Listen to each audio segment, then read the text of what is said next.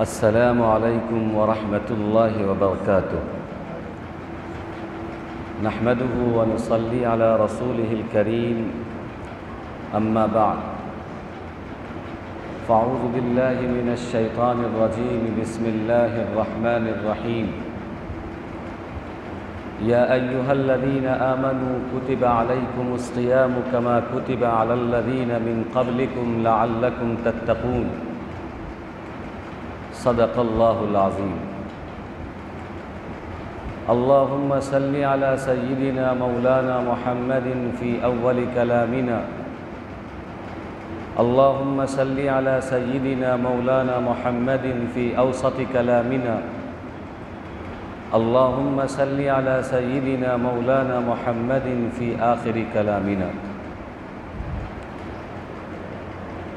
معزز سامعین کرام، جس مہینے کا ہم انتظار کر رہے تھے وہ رحمت اور برکت والا مہینہ آ چکا ہے اور ہم اس مہینے میں داخل ہو چکے ہیں۔ وہ مہینہ ہم پر سایہ فگن ہو چکا ہے۔ حدیث کے اندر آتا ہے، اللہ کے نبی صلی اللہ علیہ وسلم فرماتے ہیں کہ اذا دخل شہر رمضان، کہ جب رمضان کا مہینہ داخل ہوتا ہے تو فتحت ابواب السماء، آسمان کے دروازے کھول دیے جاتے ہیں۔ وغلقت ابواب جہنم، اور جہنم کے دروازے بند کر دیے جاتے ہیں۔ وسلسلت الشیاطین، اور شیطان کو قید کر دیا جاتا ہے۔ تو ہم جس مہینے کے اندر ابھی سفر کر رہے ہیں وہ مہینہ رحمت کے اعتبار سے، برکت کے اعتبار سے ایسا ہے کہ آسمان کے سارے دروازے اللہ کھول دیتے ہیں، اور اس مہینے میں جو روزے دار روزہ رکھتے ہیں، اللہ تبارک و تعالیٰ نے، اللہ کے نبی صلی اللہ علیہ وسلم نے ان کی خصوصیت یہ بیان کی ہے کہ جنت میں جب روزے دار داخل ہوں گے تو ان کے لیے ایک خاص دروازہ ہوگا، جس خاص دروازے کا نام ہے ریان، کہ اس دروازے سے صرف روزے دار داخل ہوں گے، کوئی دوسرے لوگ داخل نہیں ہو سکتے۔ اور روزہ اس لیے بھی ہے کہ اللہ کے نبی صلی اللہ علیہ وسلم فرماتے ہیں کہ لِكُلِّ شَيْءٍ زَكَاةٌ، کہ ہر چیز کے لیے صاف صفائی کی کوئی چیز ہوتی ہے۔ ہر چیز کی صفائی کا ایک طریقہ ہوتا ہے۔ لوہے میں زنگ لگ جاتا ہے، اس کی صفائی ہوتی ہے۔ دل کے اندر میل پیدا ہو جاتا ہے، اس کے صفائی کا طریقہ ہے۔ کپڑا گندا ہو جائے، اس کے صفائی کا طریقہ ہے۔ بدن گندا ہو جائے، اس کے صفائی کا طریقہ ہے۔ تو اللہ کے نبی صلی اللہ علیہ وسلم فرماتے ہیں لِكُلِّ شَيْءٍ زَكَاةٌ وَزَكَاةُ الْبَدَنِ الصَّوْمُ، کہ ہر چیز کی صفائی کا ایک طریقہ ہے اور بدن کی صفائی کا طریقہ روزہ ہے۔ یعنی مال کی اگر صفائی کرنی ہو تو زکوٰۃ ادا کرتے ہیں، مال کی گندگی زکوٰۃ کے ادا کرنے سے صاف ہو جاتی ہے۔ ایسے ہی اللہ کے نبی صلی اللہ علیہ وسلم نے یہ فرمایا کہ جسم کے اندر جو آلائش ہوتی ہے، جسم کے اندر جو گندگی ہوتی ہے، بدن کے اندر جو ناپاکی ہوتی ہے، بدن جو گندا ہو جاتا ہے، وہ بدن وہ بدن روزہ رکھنے سے صاف ہو جاتا ہے، وہ بدن روزہ رکھنے سے صاف ہو جاتا ہے، پاک ہو جاتا ہے، اس کی گندگی ختم ہو جاتی ہے۔ اس لیے اس روزے کی نسبت اور اس مہینے کی نسبت اللہ تبارک و تعالیٰ نے خود اپنی طرف کی ہے۔ اللہ تبارک و تعالیٰ فرماتے ہیں کہ وَرَمَضَانُ شَهْرُ اللَّهِ، کہ رمضان اللہ کا مہینہ ہے۔ اس کا کیا مطلب ہے؟ سارے مہینے، سارے ایام، سارے سال، یہ سب اللہ نے بنائے ہیں، یہ سب اللہ ہی کے حکم سے سارے مہینے اور سال چلتے ہیں۔ کوئی دن، کوئی مہینہ اور کوئی سال اپنے خصوصیت، اپنی ماہیت اور اپنی نوعیت کے اعتبار سے الگ نہیں ہے، لیکن جس دن کی نسبت اللہ کی طرف ہو جاتی ہے، جس مہینے کی نسبت اللہ کی طرف ہو جاتی ہے، وہ مہینہ اور دن خاص ہو جاتا ہے۔ اس لیے اللہ تبارک و تعالیٰ کہتے ہیں کہ رمضان شہر اللہ، کہ رمضان یہ اللہ کا مہینہ ہے۔ ایسے شعبان بھی اللہ کا مہینہ ہے، محرم بھی اللہ کا مہینہ ہے، اور بھی 11 مہینے اللہ کے مہینے ہیں، لیکن رمضان کے بارے میں خصوصیت اس لیے ہے کہ اللہ نے اس کی نسبت اپنی طرف کی ہے۔ جیسے اگر کوئی باپ اپنے بیٹے کا نام لے کر بلائے کہ عبد الرحمن، اس میں وہ بات نہیں ہے، اس میں وہ پیار نہیں ہے، اس میں وہ انسیت اور محبت نہیں ہے۔ لیکن باپ اگر اپنے بیٹے کو یہ کہتا ہے کہ اے میرے بیٹے، تو اس کے اندر ایک خصوصیت ہے، اس کے اندر ایک پیار ہے، اس کے اندر ایک محبت ہے۔ سارے مہینے اللہ تبارک و تعالیٰ کے ہیں، لیکن اللہ تبارک و تعالیٰ نے اس مہینے کو اپنا مہینہ کہا ہے اس کی خصوصیت کی وجہ سے، تاکہ لوگ اس کی رحمت سے مستفید ہوں، تاکہ لوگ اس کی رحمت کی طرف متوجہ ہوں، تاکہ لوگ اس کی رحمت سے فائدہ حاصل کریں۔ اللہ تبارک و تعالیٰ نے اس مہینے کے بارے میں یہ بھی کہا کہ دنیا کے اندر جتنے مسلمان کوئی نیک کام کرتے ہیں تو اس نیک کام کا بدلہ اس کو اجر دیا جاتا ہے، اس کے بدلے میں اجر دیا جاتا ہے، اور دنیا ہی میں کہ نماز پڑھو تو تم کو یہ اجر ملے گا، زکوٰۃ دو تو تم کو یہ اجر ملے گا، اور صدقہ کرو تو تم کو یہ اجر ملے گا۔ دنیا ہی میں اس کی تعیین اور تخصیص کر دی جاتی ہے، متعین کر دیا جاتا ہے کہ فلاں بندہ یہ کام کرے گا، نیک کام کرے گا تو اس کو آخرت میں یہ ملے گا یا دنیا میں اس کا بدلہ یہ ملے گا۔ لیکن اللہ تبارک و تعالیٰ فرماتے ہیں کہ جو لوگ روزہ رکھتے ہیں تو روزے دار کا بدلہ میں اس کو دوں گا، انا اجزی بھی، کہ میں اس کو روزے دار کا بدلہ دوں گا۔ اس کا مطلب یہ ہے کہ اس کا بدلہ اللہ نے متعین نہیں کیا کہ میں کتنا بدلہ دوں گا، میں اس کے عوض میں، روزے کے بدلے میں روزے دار کو کیا دوں گا، کتنا دوں گا، یہ اللہ تبارک و تعالیٰ نے نہیں بتایا۔ دیگر عبادت جو بندہ کرتا ہے اس کے بارے میں یہ بات طے ہو جاتی ہے کہ یہ ملے گا اور اتنا ملے گا، لیکن روزے دار جو رمضان کے مہینے میں روزہ رکھتے ہیں، اللہ تبارک و تعالیٰ فرماتے ہیں کہ انا اجزی بھی، کہ میں اس کا بدلہ دوں گا، اور کتنا دوں گا اور کیا دوں گا وہ اللہ کو معلوم۔ یہ بھی اس مہینے کی اور اس روزے کی خصوصیت ہے۔ حدیث کے اندر آتا ہے کہ اللہ کے نبی صلی اللہ علیہ وسلم فرماتے ہیں کہ رمضان کے مہینے کا پہلا عشرہ رحمت کا ہے، دوسرا عشرہ مغفرت کا ہے، تیسرا عشرہ جہنم سے چھٹکارے کا ہے۔ صحیح ابن خزیمہ کی روایت ہے کہ اولہ رحمہ و اوسطہ مغفرہ و آخرہ عتق من النار، کہ پہلا عشرہ رحمت کا ہے، دوسرا عشرہ مغفرت کا ہے، اور تیسرا عشرہ جہنم سے چھٹکارے کا ہے۔ ابھی ہم پہلے عشرے میں داخل ہو چکے ہیں، بلکہ 2-3 دن میں پہلا عشرہ ختم ہو جائے گا۔ یہ رحمت کا عشرہ ہے۔ یہاں پر ایک چیز ہم اپنے ذہن سے بالکل صاف کر لیں کہ یہ جو 3 تقسیم ہے رمضان میں، پہلا عشرہ، دوسرا عشرہ، یہ تیسرا عشرہ، ایک رحمت کا، ایک مغفرت کا، اور ایک جہنم سے چھٹکارے کا، اس کا یہ مطلب نہیں ہے کہ رحمت کے عشرے میں مغفرت نہیں ملے گا اور مغفرت کے عشرے میں رحمت نہیں ملے گا اور جہنم سے چھٹکارے کے عشرے میں رحمت نہیں ملے گا، ایسا نہیں ہے۔ رحمت میں بھی مغفرت مل سکتا ہے، مغفرت میں بھی رحمت مل سکتا ہے، اور تینوں عشرے میں رحمت ملے گا، تینوں عشرے میں مغفرت ملے گا، اور تینوں عشرے میں جہنم سے چھٹکارا ملے گا۔ لیکن پھر الگ الگ ڈپارٹمنٹ کیوں کر دیا 10-10 کر کے؟ اس کی وجہ یہ ہے تاکہ لوگ اس خصوصیت، اللہ نے 10 دن کو خاص کر دیا، اللہ کے نبی صلی اللہ علیہ وسلم نے رحمت کے 10 دن کو خاص کر دیا، مغفرت کے 10 دن کو خاص کر دیا، جہنم سے چھٹکارے کے 10 دن کو خاص کر دیا۔ یہ خصوصیت کی وجہ اس لیے ہے تاکہ بندہ صحیح سے استفادہ کر سکے، فائدہ حاصل کر سکے، رحمت سے صحیح سے مستفید ہو سکے، مغفرت سے صحیح سے فائدہ حاصل کر سکے، جہنم سے چھٹکارے سے صحیح طریقے سے فائدہ حاصل کر سکے۔ یہ مطلب بالکل نہیں ہے کہ رحمت کا مہینہ ہے رمضان تو 11 مہینہ رحمت کا نہیں ہے۔ یہ مطلب بالکل نہیں ہے کہ مغفرت کا مہینہ ہے رمضان تو 11 مہینہ مغفرت کا نہیں ہے۔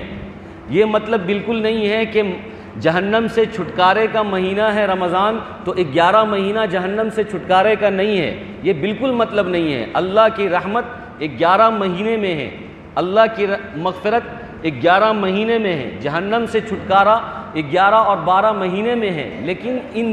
اس مہینے میں خصوصیت کے ساتھ بندوں پر رحمت اترتی ہے، بندوں پر رحمت متوجہ ہوتی ہے، مغفرت بندوں کی ہوتی ہے، زیادہ مغفرت ہوتی ہے، زیادہ رحمت اترتی ہے، اور زیادہ بندوں کو جہنم سے چھٹکارا حاصل ہوتا ہے، اس لیے اس کو خاص کیا گیا۔ ہمارے ذہن میں ایک اشکال ہوتا ہے اور ایک ہم غلط فہمی کے شکار ہو جاتے ہیں کہ ہم یہ سمجھتے ہیں کہ یہ مہینہ رحمت کا ہے، مغفرت کا ہے، جہنم سے چھٹکارے کا ہے، تو یہ خاص ہے، باقی 11 مہینے میں ہم آزاد ہیں، اس میں رحمت نہیں ملے گی، اس میں مغفرت نہیں ہوگی، اس میں بندہ جہنم سے چھٹکارا نہیں پائے گا۔ تو وہ 11 مہینے بالکل آزاد ہم گھومتے ہیں، کیونکہ ہم یہ سمجھتے ہیں کہ اس میں تو رحمت اترتی نہیں ہے، اس میں تو کسی کی مغفرت ہوتی نہیں ہے، اس میں تو جہنم سے چھٹکارا ملتا نہیں ہے، اس لیے ہم نماز کیوں پڑھیں، اس لیے ہم تلاوت کیوں کریں، ہم اس لیے استغفار کیوں کریں۔ ہاں رمضان آئے گا تو نماز پڑھیں گے کیونکہ رحمت اترتی ہے،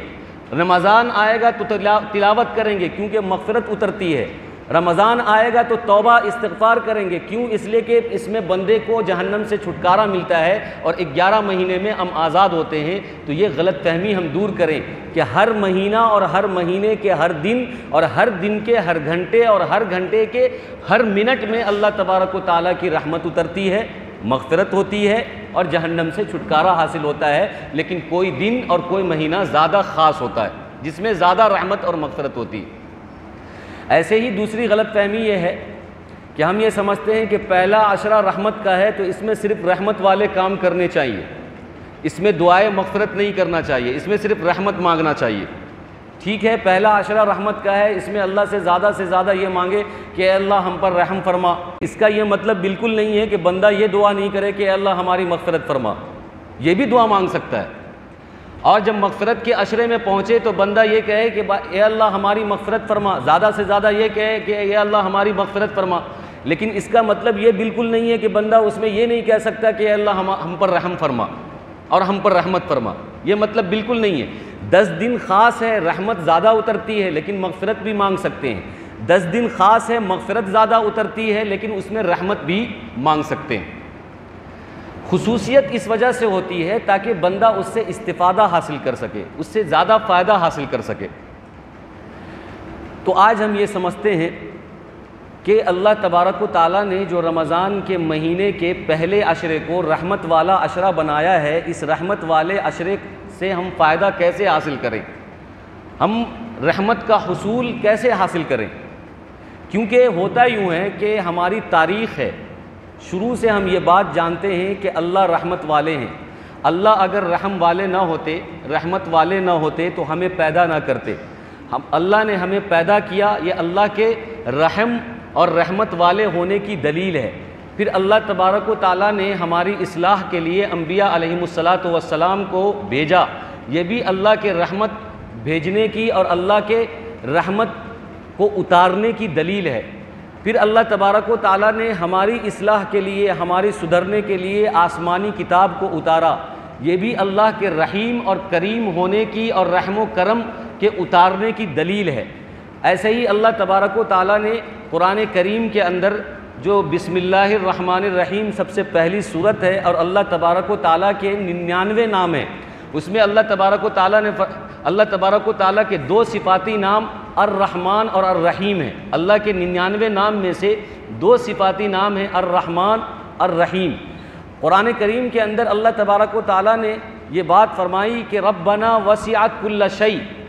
ورحمتی وسعت کل شیء، کہ میری رحمت ہر چیز پر حاوی ہے، میری رحمت ہر چیز کے اوپر ہے۔ تو قرآن کریم کے اندر اللہ تبارک و تعالیٰ نے یہ بات ہمیں بتائی ہے کہ اللہ بہت رحم والا ہے، اللہ بہت کرم والا ہے، اللہ کی رحمت بندوں کے ساتھ ہے، لیکن پھر بھی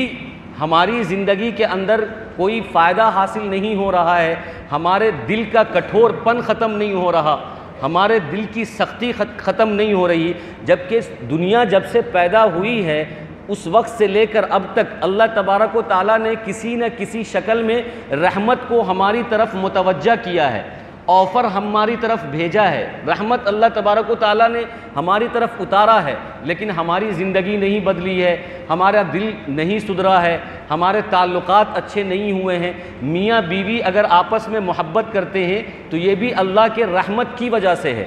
اگر والدین اور بچے آپس میں محبت کرتے ہیں تو یہ بھی اللہ کے رحمت کے اترنے کی وجہ سے ہے۔ اگر ایک رشتہ دار دوسرے رشتہ دار کا حق ادا کرتا ہے تو یہ بھی اللہ کے رحمت کے اترنے کی وجہ سے ہے۔ اگر اللہ کی رحمت نہ ہو تو میاں بیوی کے درمیان محبت نہ ہو، اللہ کی رحمت نہ ہو تو اولاد اور ماں باپ کے درمیان محبت نہ ہو، اللہ کی رحمت نہ ہو تو رشتہ داروں کے درمیان محبت نہ ہو، اللہ کی رحمت نہ ہو تو انسانوں کے درمیان محبت نہ ہو۔ تو دنیا میں جس رشتے میں آپ کو محبت نظر آ رہی ہے اس کا مطلب یہ ہے کہ اللہ نے اس رشتے کے اندر اپنا رحم ڈالا ہے، اپنی رحمت ڈالی ہے، اس لیے محبت ہے۔ لیکن اس رحمت سے ہم استفادہ نہیں کر پاتے، اس رحمت سے ہم متوجہ نہیں ہو پاتے، اس رحمت سے ہم فائدہ حاصل نہیں کر پاتے ہیں۔ آخر کیوں نہیں کر پاتے ہیں؟ رحمت تو اترتی ہے، ہر شکل میں اترتی ہے، کبھی مہینے میں اترتی ہے، کبھی دن میں اترتی ہے، کبھی کسی اور شکل میں اترتی ہے، لیکن ہم اس سے فائدہ حاصل نہیں کرتے ہیں۔ تو اس کی وجہ یہ ہے کہ جو اس کے اسباب ہیں اس اسباب کو ہم اختیار نہیں کرتے۔ جیسے ہمیں یہ کہا گیا کہ یہ رمضان کا پہلا عشرہ رحمت کا ہے، تو اب اس کا کیا مطلب ہے کہ بندہ کچھ نہیں کرے گا اور رمضان کا پہلا عشرہ رحمت کا ہے تو اس کو رحمت ملتی رہے گی، اس کے ساتھ عافیت کا معاملہ ہوتا رہے گا، اس کے ساتھ نرمی کا معاملہ ہوتا رہے گا، اس کے ساتھ آسانی کا معاملہ ہوتا رہے گا؟ نہیں، رحمت کا عشرہ ہے تو اس کے لیے بھی، رحمت کے حصول کے لیے بھی کچھ کرنا ہے۔ کیا کرنا ہے؟ قرآن کریم کے اندر اللہ تبارک و تعالیٰ فرماتے ہیں کہ اگر تم کو رحمت چاہیے تو تقوی حاصل کرو۔ قرآن کریم نے کہا کہ تقوی حاصل کرو، اتقوا ما بین ایدیکم وما خلفکم لعلکم ترحمون، کہ اگر تم کو رحمت چاہیے تو آگے سے، پیچھے سے، اوپر سے، نیچے سے، ہر جگہ سے جہاں تم آتے ہو جاتے ہو، کہیں کسی بھی نوعیت میں اور کسی بھی شکل میں تمہارا سنبندھ تعلق جہاں بھی ہے وہاں پر تم اللہ سے ڈر کر زندگی گزارو۔ اتقوا ما بین ایدیکم وما خلفکم لعلکم ترحمون، تو تقوی حاصل کرو، اللہ سے ڈر کر زندگی گزارو، لعلکم ترحمون، تاکہ اللہ کی رحمت تم پر متوجہ ہو۔ اگر یہ رمضان کا پہلا عشرہ رحمت کا ہے تو ہمیں تقوی حاصل کرنے پر ملے گا۔ اگر ہم تقوی حاصل نہیں کریں گے، ہم سوچیں گے رمضان کا پہلا عشرہ رحمت کا ہے ہمیں رحمت مل جائے گی، تو ایسا ممکن نہیں ہے، ہو ہی نہیں سکتا جب تک کہ ہم اس کے اسباب کو اختیار نہ کریں۔ اسی طریقے سے قرآن کریم نے دوسرا سبب یہ بیان کیا کہ اگر آپ چاہتے ہیں کہ اللہ کی رحمت ہماری طرف متوجہ ہو تو کہا گیا کہ اللہ کے نبی اور اللہ تبارک و تعالیٰ کی اطاعت کرو، اطیعوا اللہ و اطیعوا الرسول لعلکم ترحمون، کہ تم اللہ اور اللہ کے رسول صلی اللہ علیہ وسلم کی اطاعت کرو، تب اللہ کی رحمت تم پر متوجہ ہوگی۔ پہلے بتایا کہ تقوی حاصل کرو لعلکم ترحمون، اللہ کی رحمت متوجہ ہوگی، پھر فرمایا اطیعوا اللہ و اطیعوا الرسول لعلکم ترحمون، تم اللہ اور اللہ کے رسول کی اطاعت کرو، اپنی من موجی مت کرو، اپنے من سے کوئی کام مت کرو، اپنے نفس کی اتباع نہ کرو، بلکہ اللہ کی مانو، اللہ کے رسول کی مانو، ان کی اتباع کرو، ان کی اطاعت کرو، لعلکم ترحمون، تاکہ تم پر رحم کیا جائے۔ پھر قرآن کریم نے تیسری جگہ یہ فرمایا کہ اگر اللہ کی رحمت کو اپنی طرف متوجہ کرنا ہے تو استغفار کی کثرت کرو، استغفار کثرت سے کرو۔ قرآن نے کہا کہ لولا تستغفرون اللہ لعلکم ترحمون، کہ تم استغفار کیوں نہیں کرتے، استغفار کی کثرت کیوں نہیں کرتے، تاکہ تم پر اللہ کی رحمت متوجہ ہو۔ اللہ کی رحمت کو اگر متوجہ کرنا ہے تو استغفار کی کثرت کرنا ہے، استغفر اللہ ربی من کل ذنب واتوب الیہ، کہ اس کی کثرت کرنا ہے کہ اے اللہ میں ہر گناہوں سے توبہ کرتا ہوں، میں آپ کی طرف متوجہ ہوتا ہوں، میں آپ کا ہو کر رہوں گا، آپ کی باتیں مانوں گا، اور میں سارے گناہ سے توبہ کرتا ہوں۔ یہ استغفار کی کثرت کرنا ہے، لعلکم ترحمون، لولا تستغفرون اللہ لعلکم ترحمون، کہ تم استغفار کی کثرت کیوں نہیں کرتے تاکہ تم پر اللہ کی رحمت متوجہ ہو۔ اس کے بعد اللہ تبارک و تعالیٰ نے قرآن کریم کے اندر یہ بات ارشاد فرمائی کہ اگر اللہ کی رحمت کو اپنی طرف متوجہ کرنا ہے تو جب تم پر کوئی مصیبت آئے، جب تم پر کوئی پریشانی آئے تو اس وقت تم صبر کرو۔ ایسے بھی یہ مہینہ صبر کا مہینہ ہے۔ حدیث کے اندر آتا ہے کہ رمضان کا مہینہ صبر کا مہینہ ہے اور صبر کا بدلہ جنت ہے، یعنی صابرین کو اللہ تبارک و تعالی جنت میں بدلہ عطا فرمائیں گے۔ ان اللہ مع الصابرین، کہ اللہ صبر کرنے والوں کے ساتھ ہے۔ تو اللہ تبارک و تعالیٰ یہ فرماتے ہیں کہ الذین اذا اصابتہم مصیبۃ قالوا انا للہ و انا الیہ راجعون، کہ جن لوگوں پر کوئی مصیبت آتی ہے، کوئی پریشانی آتی ہے، تو ان کو کیا کرنا چاہیے؟ صبر کرنا چاہیے۔ اور جب وہ صبر کریں گے تو کیا ملے گا؟ اولئک علیہم صلوات من ربہم ورحمہ، کہ ایسے لوگوں پر اللہ کی طرف سے رحمت اترے گی جو لوگ صبر کرتے ہیں۔ تو صبر کرنے سے بھی اللہ تبارک و تعالیٰ اپنی رحمت کو ہماری طرف نازل کرتے ہیں، اپنی رحمت کو ہماری طرف متوجہ کرتے ہیں۔ قرآن کریم کے اندر ایک جگہ اور اللہ تبارک و تعالیٰ ارشاد فرماتے ہیں کہ اگر تم کو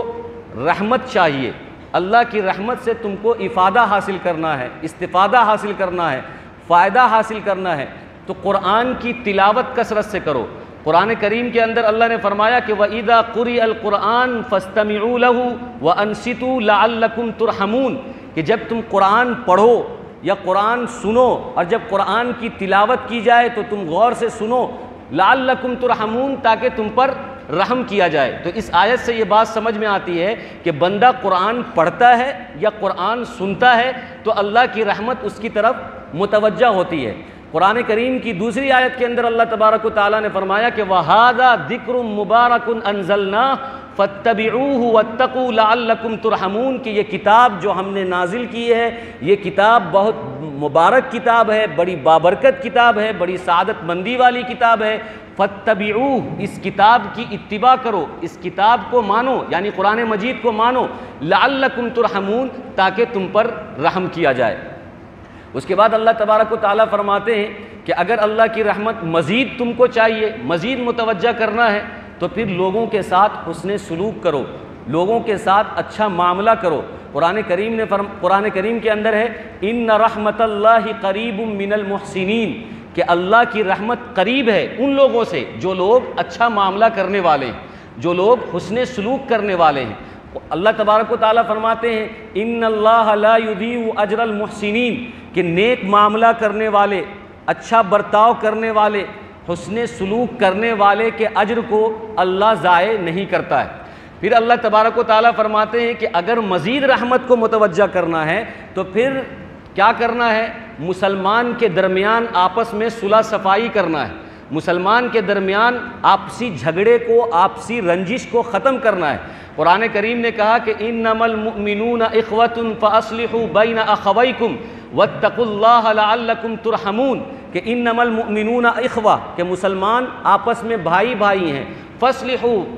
ذات بینکم، کہ تم اپنے مسلمان بھائی کے درمیان صلح صفائی کرو، انما المؤمنون اخوۃ فاصلحوا بین اخویکم، کہ اپنے بھائیوں کے درمیان صلح صفائی کرو، ان کے لڑائی جھگڑے کو ختم کرو، ان کی رنجشوں کو ختم کرو، ان کی دوریوں کو ختم کرو، اس آپس میں محبت پیدا کرو، آپس کے اندر اتحاد پیدا کرو، اپنے اندر ایکتا اور اتحاد اور ایک جٹ ہو کر ایسی کوئی بات پیدا کرو کہ لوگوں کی نفرت ختم ہو جائے، لوگوں کے اندر محبت پیدا ہو، لوگ ایک دوسرے سے حسن ظن رکھیں۔ اگر ہم ایسا کرتے ہیں تو قرآن کہتا ہے کہ فَأَصْلِحُوا بَيْنَ أَخَوَيْكُمْ، کہ اگر ہم لوگوں کے درمیان صلح صفائی کرتے ہیں تو لَعَلَّكُمْ تُرْحَمُونَ، تو ہم پر رحم کیا جائے گا، ہم پر اللہ کی رحمت متوجہ ہوگی۔ یہ 7-8 جگہ قرآن کی آیت جو ہمیں یہ بتاتی ہے کہ اللہ کی رحمت اس طریقے سے متوجہ ہوتی ہے، اس طریقے سے اللہ کی رحمت ہماری طرف نازل ہوتی ہے کہ ہم صبر کرتے ہیں تو اللہ کی رحمت متوجہ ہوتی ہے، استغفار کرتے ہیں تو اللہ کی رحمت متوجہ ہوتی ہے، حسن سلوک کرتے ہیں تو اللہ کی رحمت متوجہ ہوتی ہے، مسلمان کے درمیان صلح صفائی کرتے ہیں تو اللہ کی رحمت متوجہ ہوتی ہے، اللہ اور اس کے رسول کی اطاعت کرتے ہیں تو اللہ کی رحمت متوجہ ہوتی ہے، تقوی اور طہارت حاصل کرتے ہیں تو اللہ کی رحمت متوجہ ہوتی ہے، توبہ اور استغفار کرتے ہیں تو اللہ کی رحمت متوجہ ہوتی ہے۔ ان ساری آیتوں سے میں نے آپ کو دلیل کے ساتھ بتایا کہ لعلکم ترحمون کا لفظ استعمال ہوا ہے، لعلکم ترحمون۔ تو ایسے ہی یہ رمضان کا جو پہلا عشرہ ہے جس عشرے کے بارے میں یہ کہا گیا کہ اولہ رحمہ، کہ اس کا پہلا عشرہ رحمت کا ہے، تو اس کا یہ مطلب نہیں ہے کہ ہاتھ پہ ہاتھ دھرے بیٹھے رہیں،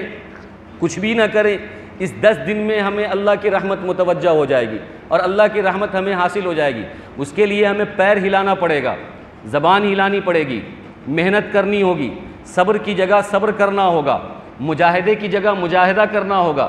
استغفار کرنا ہوگا، صلح صفائی کرنی ہوگی،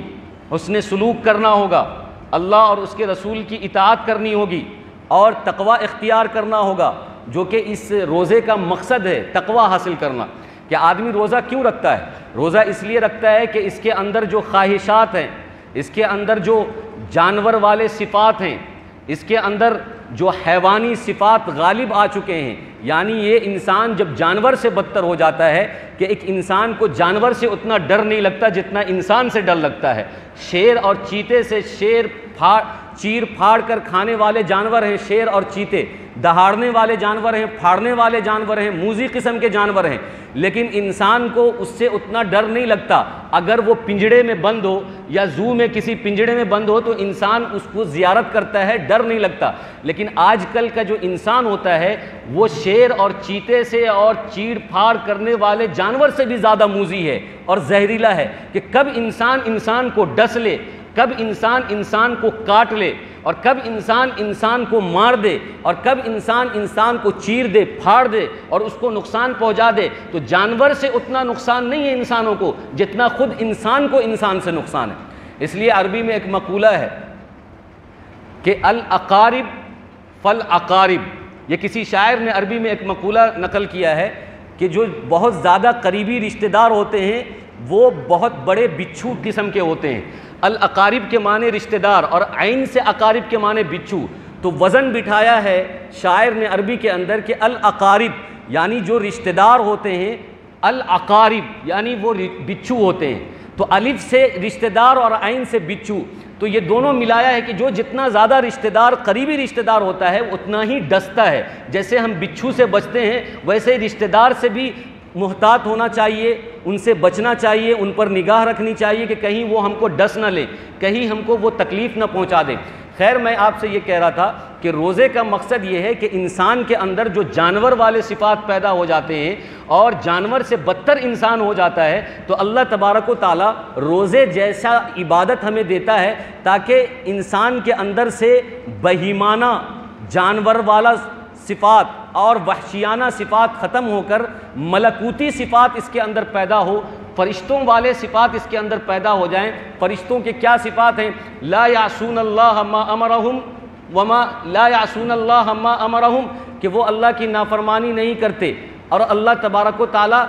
جس کام میں جس فرشتے کو جہاں پر لگا دیا ہے وہ اس کی اطاعت میں لگے ہوئے ہیں۔ تو یہی انسان ایسا فرشتہ بن جائے کہ اس کو جو حکم جب دیا جائے وہ انسان اس حکم کو اسی طریقے سے کرتا رہے، اس کے اندر جانور والے صفات ختم ہو جائیں، وحشیانہ صفات ختم ہو جائے، درندے والے صفات ختم ہو جائے، موذی قسم کے صفات ختم ہو جائے، تکلیف دینے والے صفات ختم ہو جائے، ڈسنے والے صفات ختم ہو جائے، زہریلے صفات ختم ہو جائے، اس کے اندر فرشتے والے صفات پیدا ہوں، ملکوتی صفات پیدا ہو۔ اس لیے کہ فرشتے نہ کھاتے ہیں نہ پیتے ہیں، تو انسان جب روزہ رکھتا ہے تو اس کا کھانا پینا بند ہو جاتا ہے، تو یہ اپنے شہوت پر کنٹرول کر سکتا ہے، یہ اپنے نفس پر کنٹرول کر سکتا ہے، اور 30 دن جب یہ اس کی کوشش کرتا ہے، جب یہ اس کی محنت کرتا ہے، تو اس کے اندر فرشتوں کے صفات پیدا ہوتے ہیں اور اس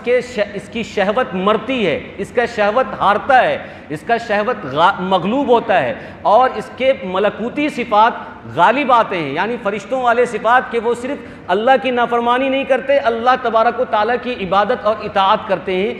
یہ ساری چیزیں اس کے اندر پیدا ہوتی ہے، تو ہم رمضان کے پہلے عشرے سے رحمت کا فائدہ اس وقت حاصل کر سکتے ہیں جو اس کے سارے اسباب ہیں، اس اسباب کو ہم اختیار کریں۔ اگر ہماری زبان محنت نہیں کر رہی،